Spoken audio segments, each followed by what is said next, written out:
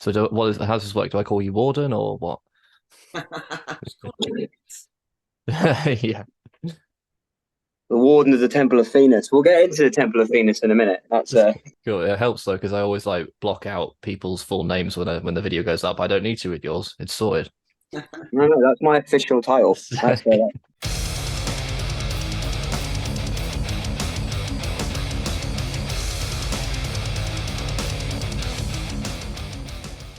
Hello, welcome back to Crushing Sounds. My name is Chris. I have dragged Moon Reaper back onto the channel once again to do a deep dive into what it's really like to play Bloodstock Festival. Thanks so much for joining me again, guys. And yeah, I appreciate how difficult it can be to get most of the band here in one time, especially since you've just told me you've got lots of other calls today as well. So I really appreciate you guys finding the time to come back onto Crushing Sounds. So basically, I wanted to just throw a bunch of questions at you about what the experience is like playing Bloodstock Festival, and indeed, I guess your first major festival. I know you've done some other ones as well, but probably the biggest show of this scale, if that's a fair assumption. Yeah, that's a fair assumption, man. I mean, it is Bloodstock after all. Cool. So brace yourselves. Some of these questions are going to be really fucking boring, but tragically, I am interested in knowing all the little details about Bloodstock. So, yeah, we're going to be talking about it all, the build up to the festival, the day of your set, what you kind of got up to while you were there, and also a peek at the artist camping, which I've never talked about in all the Bloodstock videos I've ever done. So, but before we dive into all of that, let's get the generic as hell question out of the way first. How was it? How was the experience playing Bloodstock Festival? Fucking incredible. Sum it up. Yeah, I think it was probably the best show that we've ever played. Uh, Everything was very well organized, and I really like that. And Stage crew were fucking yeah, the lovely. stage crew were really nice, and we got to meet them the night before, so it all ran smoothly. The guys killed it on stage, and Great turnout. yeah, it was fantastic turnout, and it was just a fantastic time. So, a solid 10 out of 10 gig experience. I give it. Definitely an amazing time. I guess looking out at seeing the tent all filled up was a pretty crazy experience. And yeah, as a first Bloodstock, it was definitely one to remember for sure. yeah, man, it was wild. I mean, I feel bad because I didn't realize this was today until like earlier. I only just took this off yesterday. I'd gone like a whole month wearing it. Just like I seriously, I can't take this off, can I? Like, no, it was wild, and yeah, it's still surreal looking back, and like we'll get into all the things we did and the people we met, and you sort of think like, fuck, like these people are like people I've grown up listening to. This is a festival that I've like known about for years, and then suddenly to be in a position where like I mean I bought the shirt. I had to buy the shirt because it's got the name on it. Do you know what I mean? Like I went full on merch nerd, bought all the stuff I could. So, you know, it was wild. Also, for Definitely. viewers who didn't know, the wristband that James was referencing earlier is the artist wristband that we had. It's the little yellow one. There we are. There you go. Ooh. That's something I've never seen before, anyway. Cool. So, yeah, not yet. Anyway, we'll see. Yeah. So, what was the come down like afterwards? When you had to return to normal life, we'll call it.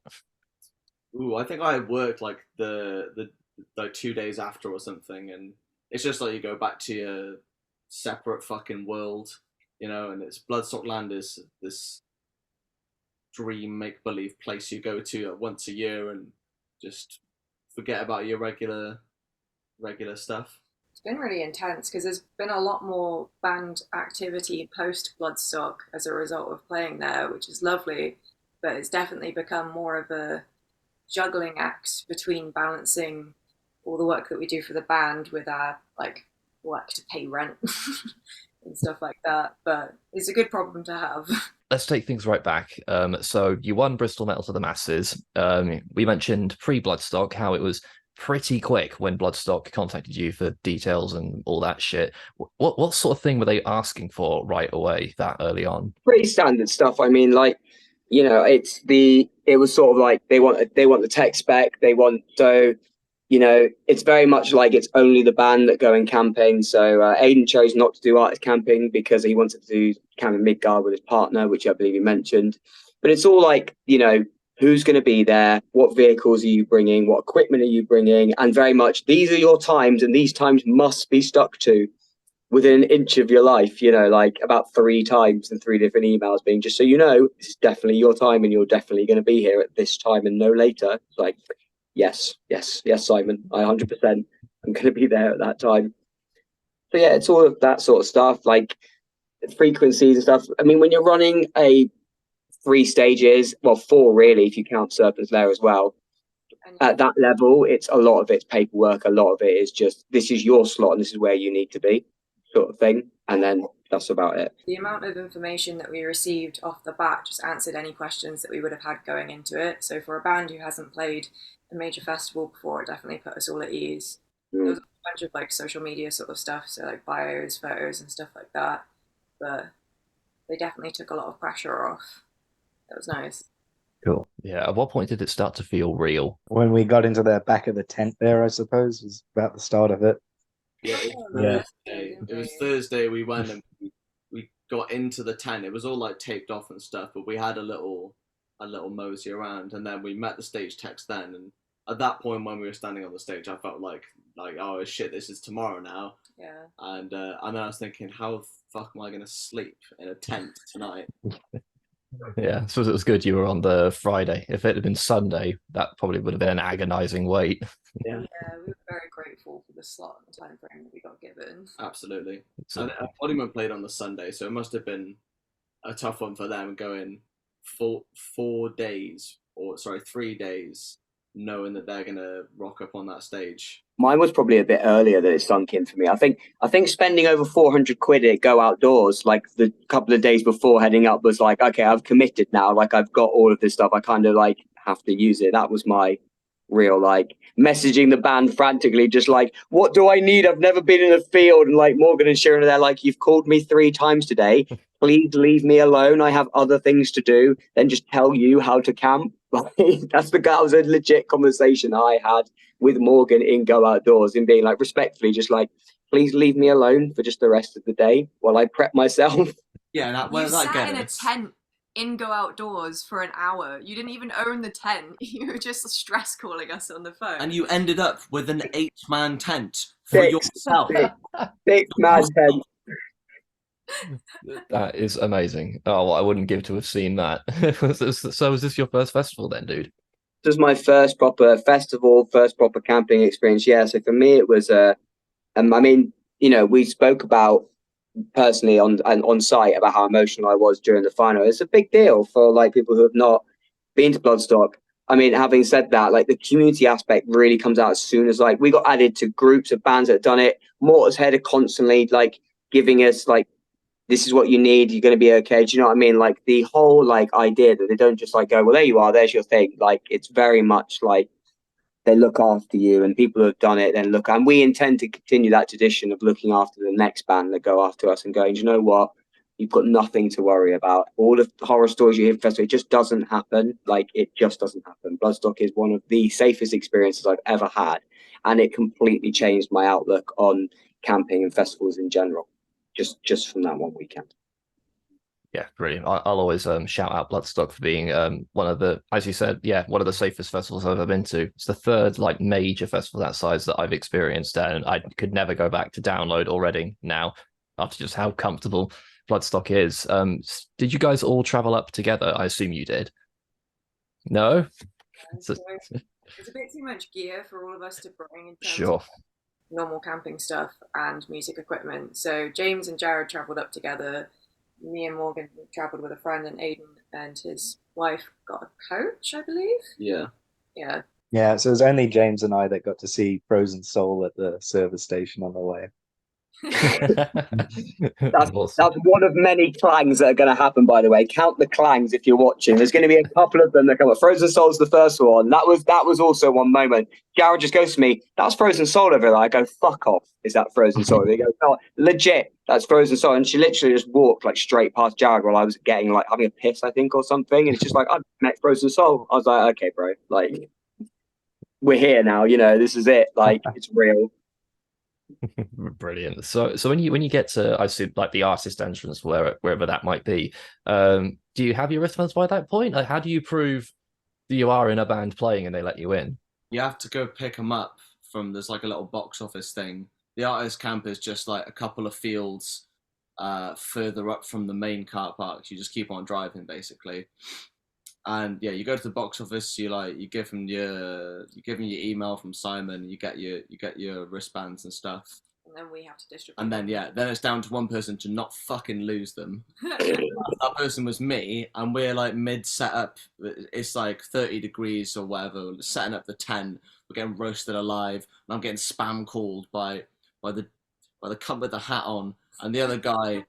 And they're like, where are you? How do I get to you? And they're like tent pole in one hand, like yeah, you got to go like 3 fields down and like take a right. And poor Aidan got his coach up to the main drop-off point, walked with his stuff after artist camping to pick his wristband up, and only because I'd only just got there, I was like, I will drive you back to the main entrance. Otherwise, he would have walked all the way back. So it's next to the camper van, so that's how far out we are. So it was a good 20-minute walk back with everything he would have done, then down into Midgard.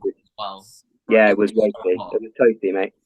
Yeah, battle jacket on, trolley of beers in hand. He was, it's good you gave him with his battle jacket, like double-sided. yeah, double-sided. Double-sided. So it's thick. It's double thickness, like a double stuffed Oreo he's wearing. Dude, I wore that jacket for like 3 hours when he left it at stage because I'm like, I'm not keeping my tent. I swear to God, like it's the hottest I've ever been. And I literally found him. I go, that's fucking yours. I'm never touching it again. And just walked away. He's just like, nope.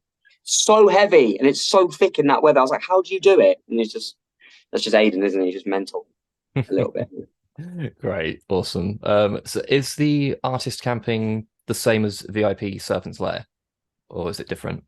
It's pretty close. No, it's further away. Away from the paying pundits. Oh, sorry, I thought you meant like amenities wise. Oh yeah, no, it's up by camper vans where the actual field is. But they're very similar for like campsites. Like we basically get what they get, aside from flushing toilets, which is. We had our own breakfast trolley van thing there. That was great. Did it feel like that was the best part? Right? Did it feel like being part of like an exclusive club when you're set up in artist camping? Not particularly. Only when we were in Serpent's Lair, like the bar area. There's so many artists in artist camping. It just makes you realize that you're like, one in 2,000 people who like to play at Bloodstock. So I didn't feel like we were joining some special like field club where we all like, drink beers and talk about like stage talk and stuff. It wasn't like that. It's just like quite buddy. Yeah, then we got buddy with a couple of. Jared fucking kept on running into pest control. Actually laughable. It was laughable by the end of it. So good. Now I got to see him here in Bristol again as well, so the circle was complete.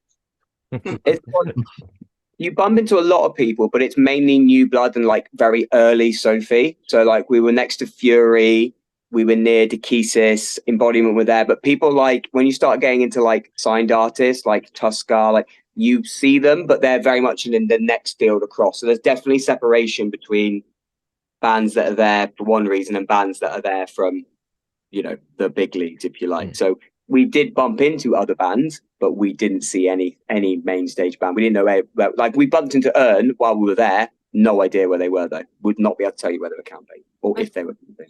Camped in the same field as Tuskar. We just chose the field that we did because it was the closest one and it was so hot that we wanted to just set up camp. I do think that some of the bigger artists probably have another location that isn't disclosed to the public, on like or the smaller artists anyway. Like for example, we didn't see fucking Meshuggah walking around, getting a coffee in the morning or anything. I could just imagine Dave Mustaine walking through the campsite with disgust, like I've got to sleep in a tent. Christ, yeah, that wouldn't imagine him knocking on your tent and go, "Hello, it's me again." Oh dear. Cool. So believe it or not, my next question is actually, I think you've already answered this. How nice are the toilets? Morgan should answer this one. And the next question is, Morgan, tell us about the wasp. That was the story. All right, settle down, kids. It's fucking time. So, I think it's Saturday morning, the day after we play. My bowels are starting to settle. I'm like, maybe it's time for a poop. So I go take a poop. I'm about 2/3 of the way through, and I see a fucking wasp like crawling on the inside of the cubicle door, and they're kind of raised off the ground. It's the same ones that were in Midgard. Yeah, it's pretty much the same ones that you guys Slightly had. cleaner. Just anyway, so there's a pit where the shit goes in, right? And I call it a cesspit because it's just mounds of like human waste, like it's nasty. And a bit of straw. And I had a thought occurred to me: what happens if there's a wasp down there and it starts stinging my asshole, or something similar? And as it turns out, there was a wasp on the cubicle door that then decided to fly at my fucking leg while I was pooping. And I've never wiped so quickly in my life. You didn't get stung though. No, I managed to not get stung, so I reckon that's a win. I reckon. To be fair, you took a battering on your legs in general and everything else throughout the festival. We'll get onto jam bag later, but you took a bit of a battering when it comes to the undercarriage. Yeah, we'll talk about the jam bag thing another time. I didn't even know how to ask about jam bag. That's very much a post-game drunken interview question. That is, bring it up another time. Moving swiftly on. So I've seen a couple of the interviews that you guys did at Bloodstock while you were there. Cheers for shouting out my band, by the way. That was really, really nice. So how busy were you with interviews? Was it just the morning of your set, or did it spill over across the weekend? We probably weren't as busy as we could be looking back, because there's a couple of people. The thing is, like, Bloodstock are really good, so they sent us a whole media list, but you kind of have to deal with who do you contact and who do you not want to be those guys. So, like, I sent a thing out to Total Rock and they said yes. I didn't expect it. Do you know what I mean? But you don't want to be that band that you feel like you're reaching out to people and they're going to be like, well, no, who are you?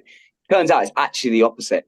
So for people that are thinking of doing it, more people want to speak to you than you think to. And actually they want to speak to the New Blood bands as much as the main stage band. Now, people are busy, so do contact them beforehand. But we had a great time talking to Games and Brains with great people. Mossville were great people. But honestly, the Razor's Edge, I want to shout them out because they booked us about 6 extra interviews than we had booked in just because she was nice. And so, like, that was insane. So we did like 4 hours straight of just interviews, jumping between people. Like, it was wild. We didn't stop for actually conduct interview or do the interviews on the day of your actual performance. So you have to book as many as you can in advance, but you can also, like James said, organize some on the day as well.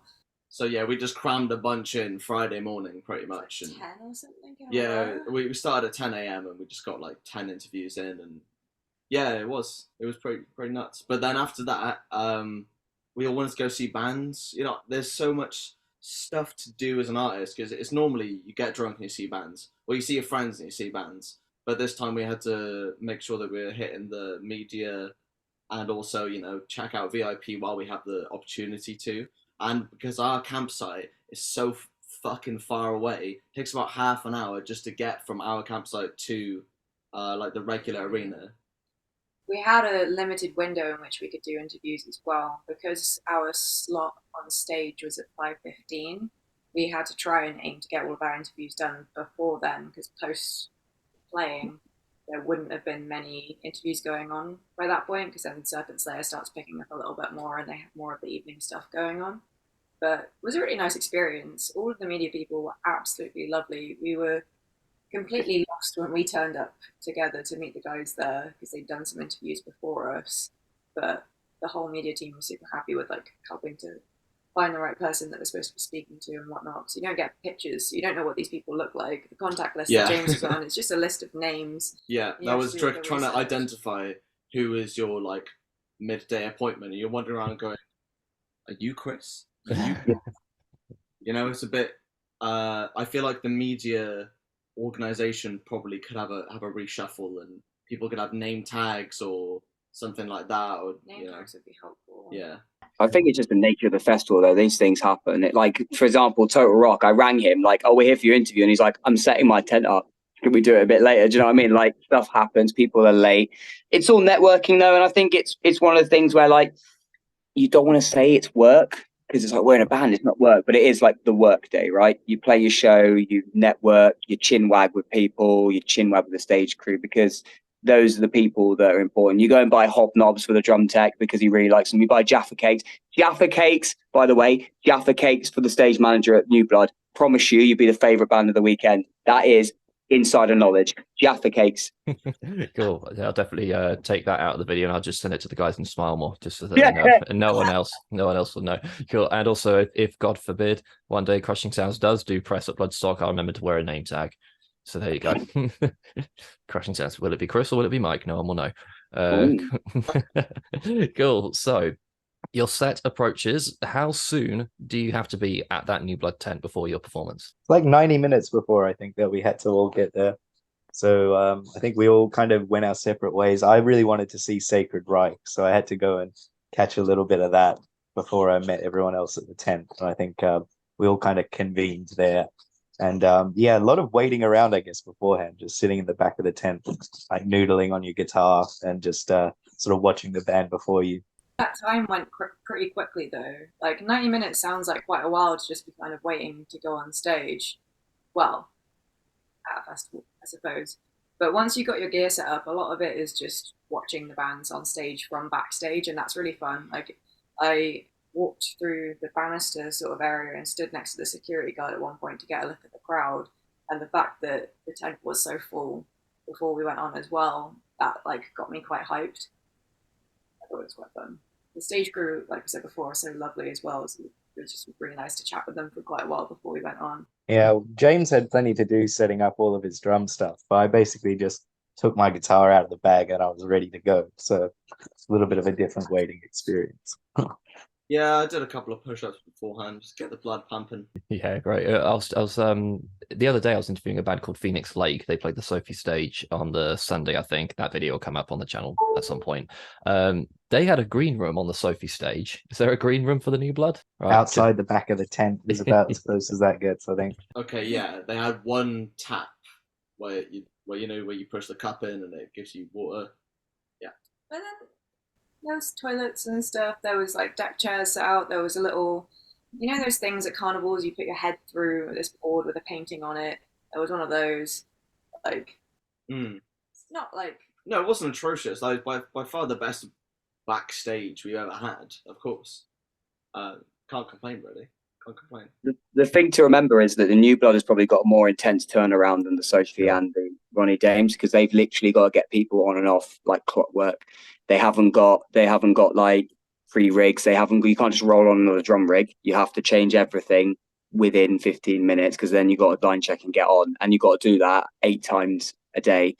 So it's just like, you know, it very much was like getting in and you're on sort of a track, get in on the stage, off, out. Do you know what I mean? But they made it feel like welcoming, and the staff and the volunteers and the staff there are what make that stage. 100%, they're the people that make that stage. What were your first thoughts when you stepped out on that stage and saw the crowd for the first time?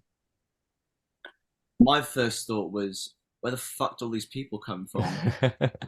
Because you have like whatever, however many likes on Facebook but then if you do the maths, how many of those people are going to come see you, and how many of those people are going to come to Bloodstock to come see you? The answer is probably going to be kind of small. So then looking out at the 500 or 600 people there, I'm thinking, well, are they lost? You know, did they mean to go see Heaven Shall Burn? They wandered into the wrong fucking area or something.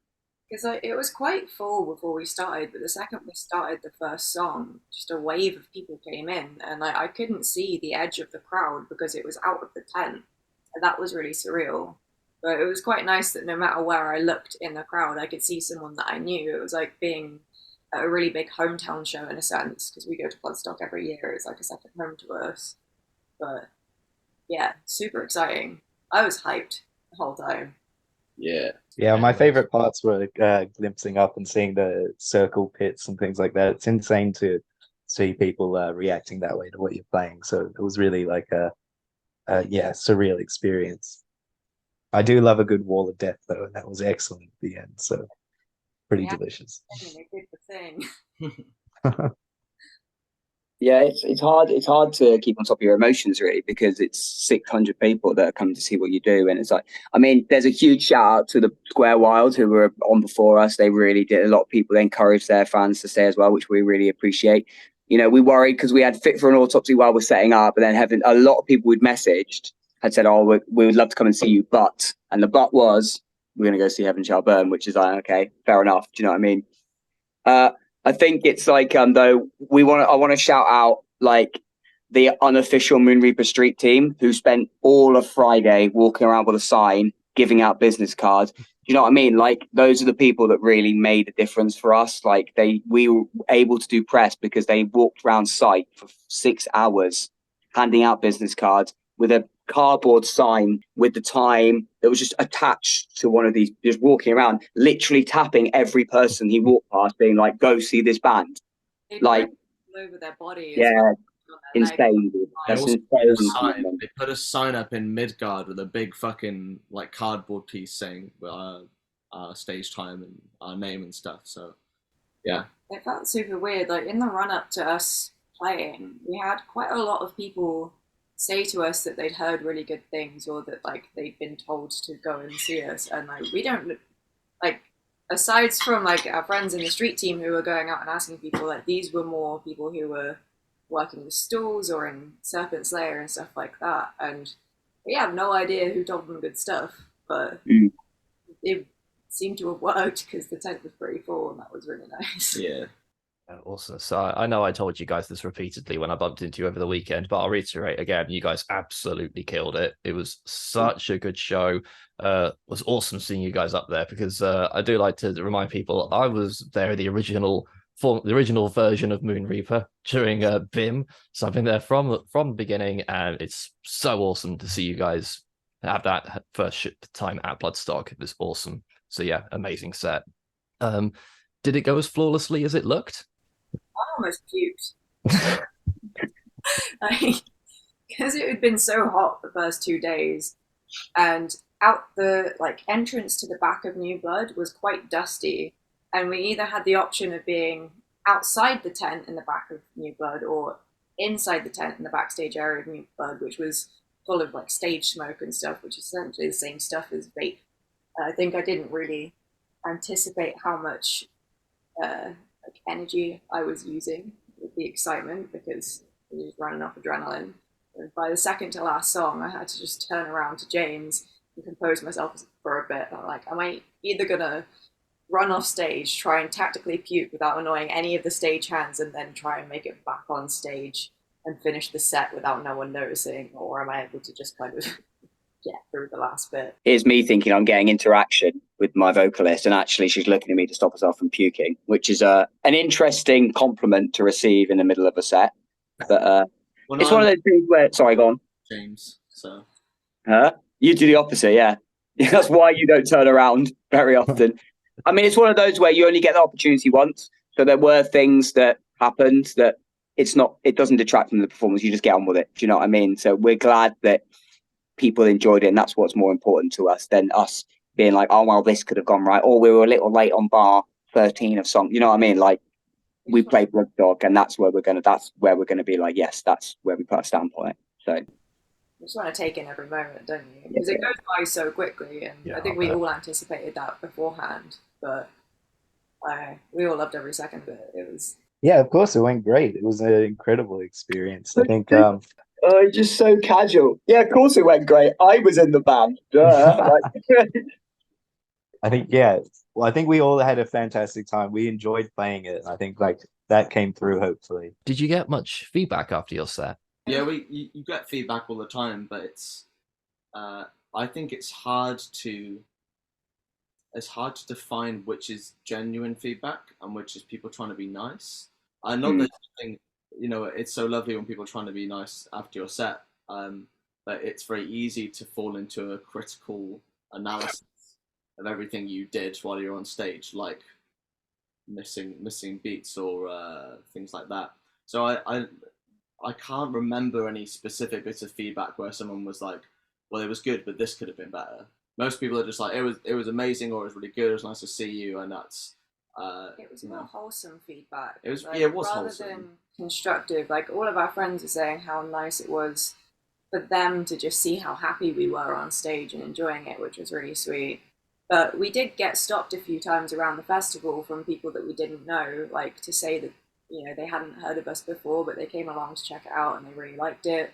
someone asked for a photo with us, which was really like strange for us because we hadn't experienced that before. But like, yeah, I feel like the feedback that we got was good. It was nice. There was so much stuff that happens throughout the festival that you're just constantly like trying to take it all in, you know. So this might be too early to ask, but it has happened in the past where some new blood bands will return to Bloodstock very quickly afterwards for like the Sophie stage and whatnot.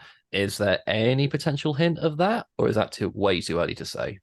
Well, this is the proof in the pudding, right? So we were like talking about feedback. So we're getting the reviews coming out, and it's, you know, again, it's like seeing your name in these big articles where we feedback. The proof will be if enough people have seen us and will write about us and enjoy us and like us, then we've reached back out to them, obviously, to say thank you. We'd love to go back, you know, but it's completely within whether they like what we do between now and, I presume, early next year. I don't know when they start booking Sophie stuff or Jaeger 10. Do you know what I mean? That's the other option. So it's going to be what the you know, the feeling is from the people whose opinion they're going to listen to, which is going to be the people who are going to be writing about it and publishing it everywhere. So we've got a couple that come out and it's been really good and really good feedback from those people, but they're very much sort of like one sentences feedback because they caught us and then gone straight to Heaven Shall Burn. So we're still waiting on a couple that saw the whole set to get a full thing. But hopefully, I mean, we'd love to. Yeah, I think it's too soon to tell really, and we haven't really got that much music out. It's amped up the pressure to release. Yeah, we've I don't know if most of it is self-generated pressure to go and record something now, because now there are more listeners, there are more people who are interested. So I don't know if they book us with one EP and a single. You know what I mean? There's not that much to gauge what we actually sound like for the irregular listener. Not to say that we shouldn't be booked, because we fucking should.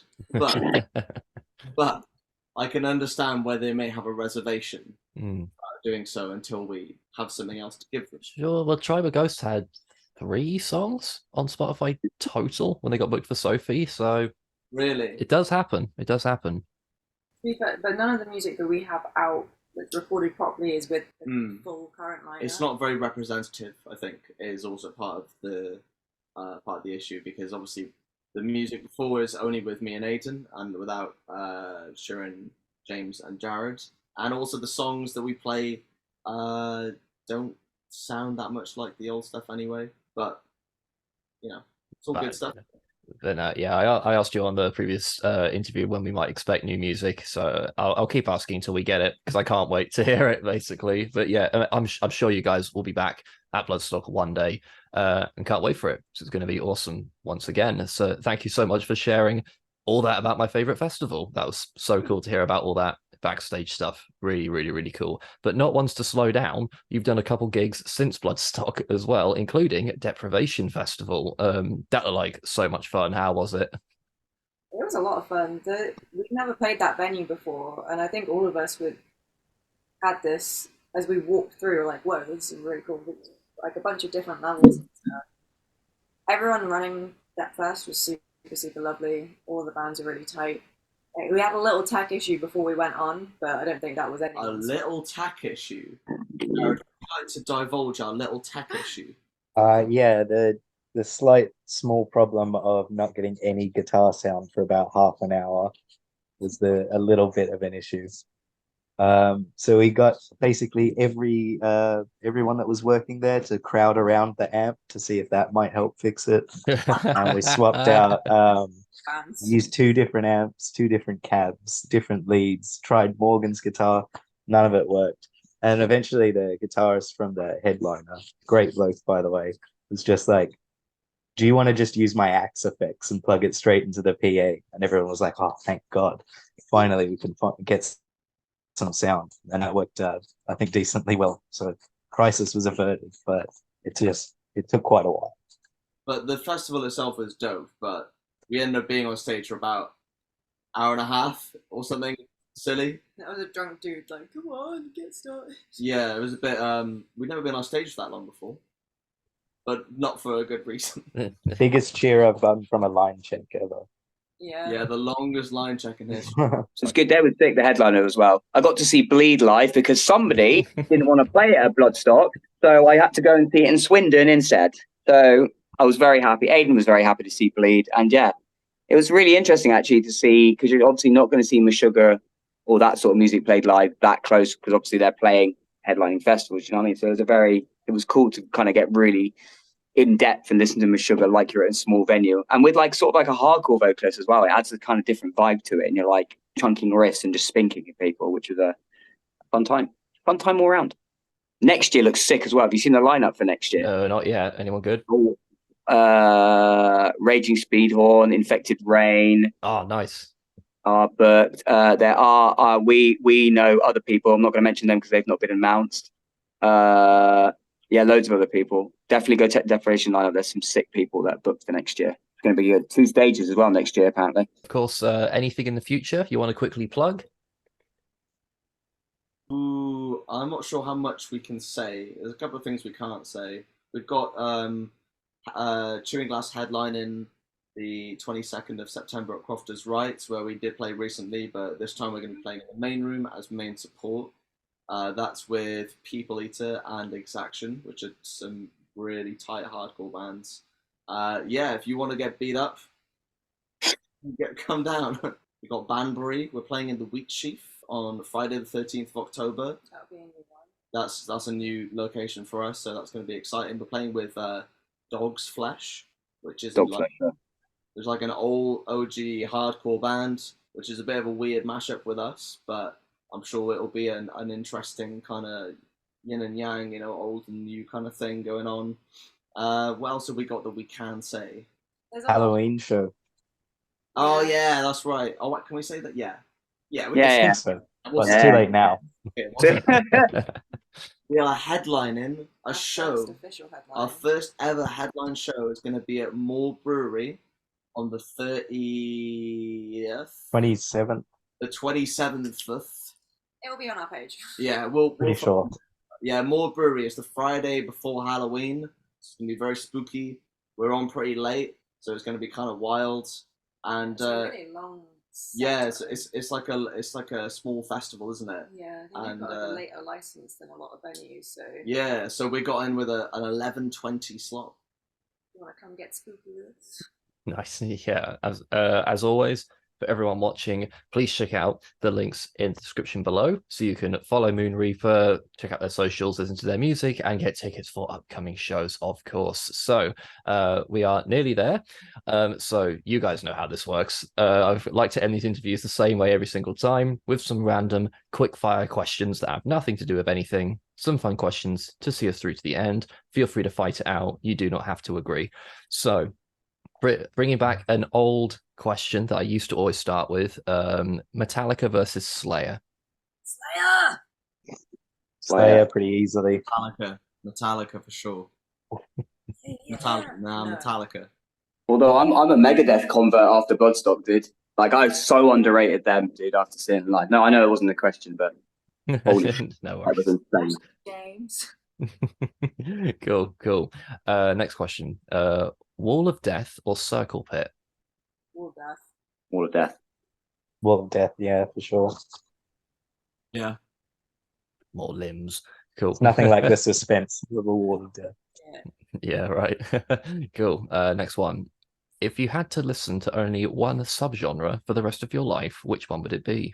Doom. Don't do me like that. Definitely. Slam. Fucking slam. Oh fuck.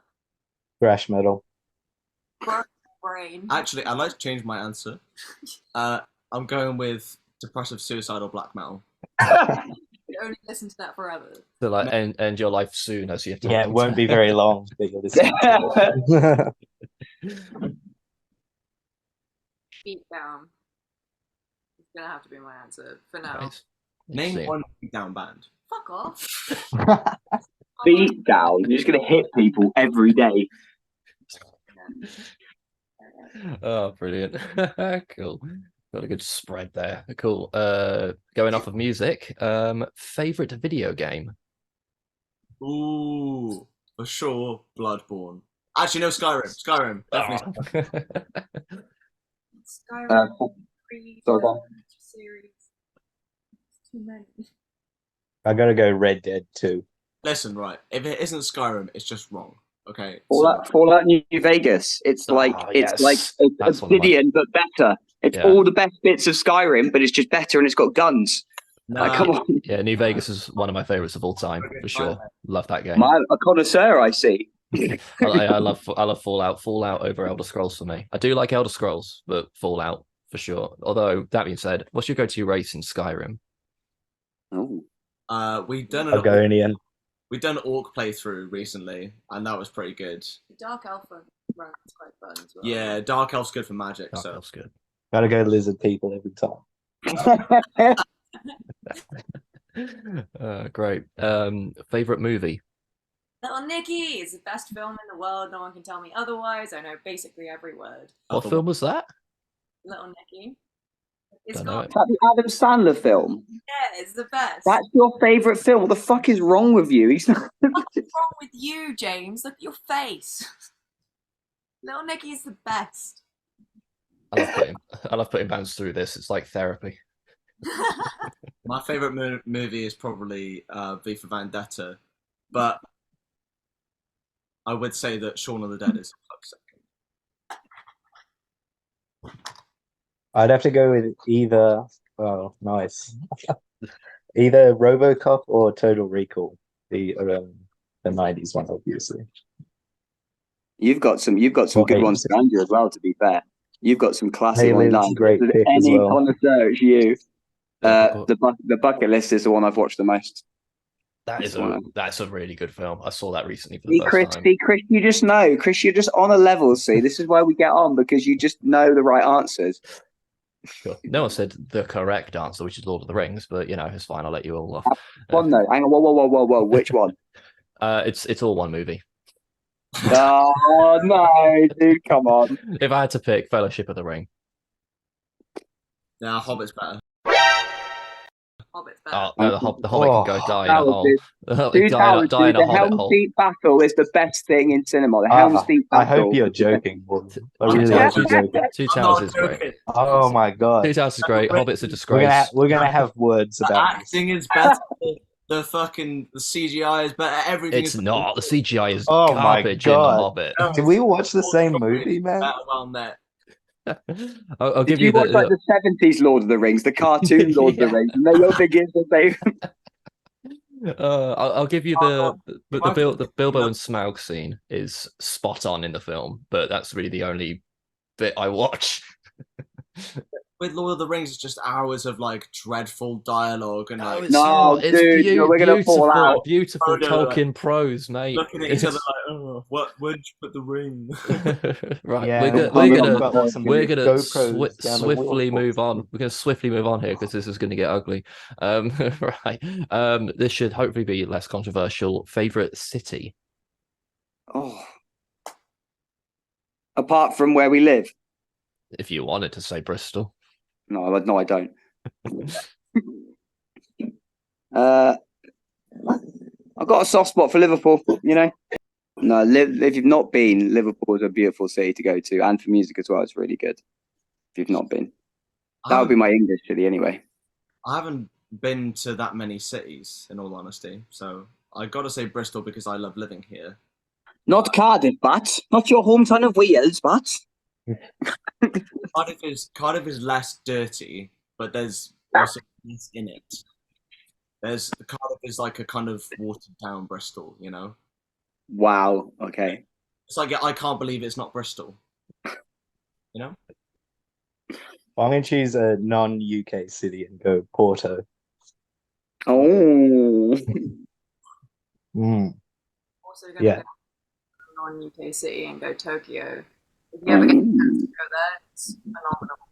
It's huge. You'll never be able to explore all of it in a day or a week, but so much to do there. Tokyo Skytree is gorgeous at night. You get to see like the whole city illuminated. Would thoroughly recommend. Awesome. Next question: summer or winter? Autumn. Winter. I'm gonna have to say summer now that I've moved over here because the winter is just way too depressing. You know what's great in the winter? Suicidal, depressive black metal. Hey. Fuck this heat. It's just that's the only answer. Fuck this heat. It's only going to get hotter as well. It's so annoying. Climate change. It is not. The heat wave ends tomorrow. No, as in, but every year it gets hotter. Oh Yeah, yeah, it's we 'cause we're destroying the we're planet. gonna die, James. Everyone knows. Is that why you listen to suicidal, Hence the depressive suicidal black metal, yeah. I'm actually a climate change denier who just rinses DSBM all day. Listen to DSB. I listen to DSBM on a weekly basis. Just not with you. I can't involve you in it. That's all. It just doesn't. You just want to understand. That's all. Too much of a light in his life. He has to wait for you to go out to work, and then he puts on his depressing suicidal black metal until you get home. What kind of bands are in suicidal black metal? So there's a sick band called Unrequited. Oh, of course, yeah, they're brilliant. There's Elend. If you, I like Elend. yeah, you do like Elend. Yes. There's actually a really big spread of primarily European bands doing DSBM, but the best ones are the further north you get, the more D it gets. You know what I'm saying? Yeah, it's well grim up north. So. In the Arctic, there's a band called Nun, and I think they're technically from Norway, but they just live in snow, and it's really crispy, fizzy. Like the guitar is basically a synth, but it's not, and it's very spooky. Would recommend Nun or Nordic Winter's another sick one. I feel like that does ring a bell as well. So Yeah, cool. I always wear a fucking hoodie, so there we are. Right, there you go. Right, okay, nearly there. 2 more to go. Favorite artist outside of heavy metal? Wait, there's other genres. You can say none. No, I just talked about Nun. They're the DSP. Ah, for Christ's sake. See, Morgan, you're such a fucking smart ass when I do these interviews. I'm gonna go with The Doors. Jared, you were playing yours yesterday, weren't you? Yeah, I might have to go. I know they've done some kind of metal albums, but King Gizzard and the Lizard Wizard. I mean, yeah, they've just done every genre though. Let's be real. Yeah, exactly. Tom Waits. This counts, and I couldn't remember the band that I was thinking of, but I do really like Polyphia. I don't know if they're fully classed. I think that's considered metal, unfortunately. Is it though? It's very close. It's metal. I've only heard one song. It sounds like all the others. Wow. Okay. If you like Polyphia, I think that's a no.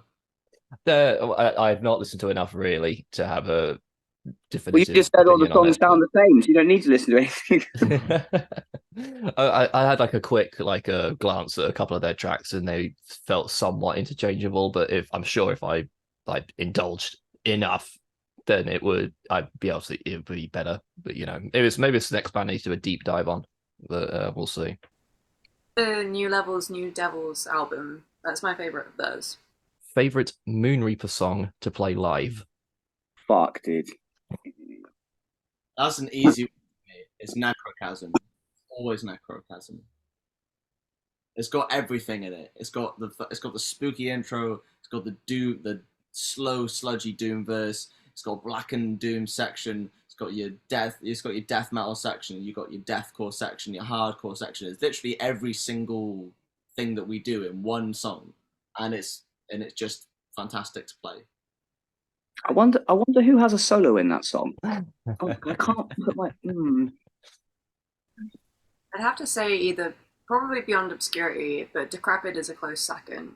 Decrepit is probably the hardest song that we have, like vocal-wise at least, but Beyond Obscurity kind of takes the cake a bit more. I'm on the same page there. The breakdowns and Beyond Obscurity are my favorite things to play live, so I gotta go with that one. Yeah, I'll probably agree with everyone else Beyond Obscurity. Although Aiden would say Necrochasm, so we're kind of split nicely down the middle there.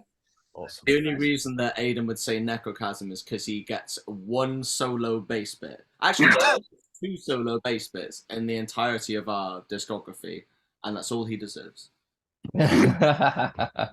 Oh, okay, fair enough. So anyway, that's all I've got. So thanks again so much, Moon Reaper, for joining me once again. You kind of got residency on Crushing Sounds at this point.